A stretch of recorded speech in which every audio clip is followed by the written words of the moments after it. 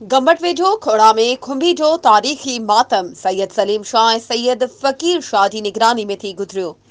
इन हवाले सां वधीक तफ़सील ॾिसूं था गंबट मां CN न्यूज़ जे रिपोर्टर मोहिब अली रतन जी हिन रिपोर्ट में।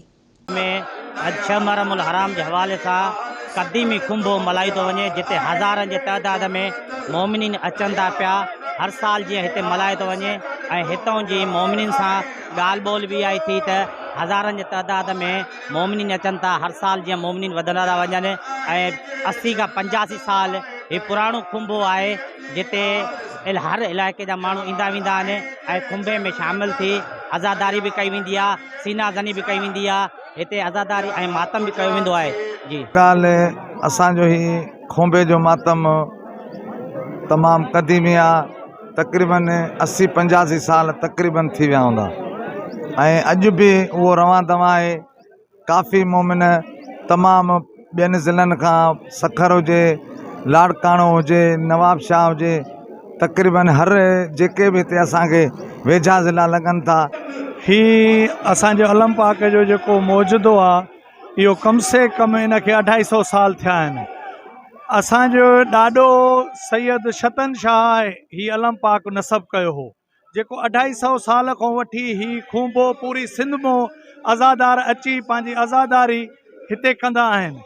असां सां SP साहब जन जो ऐं इंतिज़ामिया जो फुल तावन आहे। असां वटि हिते सिक्योरिटी कम से कम 4000 आहे ऐं असां सां जेको TO जो ऐं प्लस में AC साहब जन जो उहो भी तमामु वधि में तावन आहे, छो त असांजी टीम हिते तमामु बहितर खां बहितर आहे।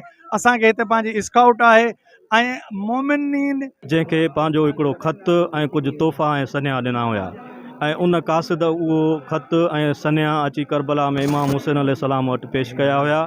हीअ उहा क़ासिद उन क़ासिद जी शबी आहे ऐं हीअ उन जो सिलसिलो आहे। हीअ असां जेको आहे सवें सालनि खां हिते कंदड़ आहियूं ऐं जेको आहे सो थींदो रहंदो आहे। सिक्योरिटी 150 आहे, 40 रिजर्व प्लटून आहे, रेंजर्स आहे, DSP साहब आहे, 2 इंस्पेक्टर आहिनि, 6 सब इंस्पेक्टर आहिनि, 8 AS आहिनि। जंहिं खुंभे में हज़ारनि जे तइदाद में मोमिनीन अचनि था ऐं हिते सीना ज़नी कई वञे थी ऐं हिते आज़ादार पंहिंजो मातम कयो वञे थो।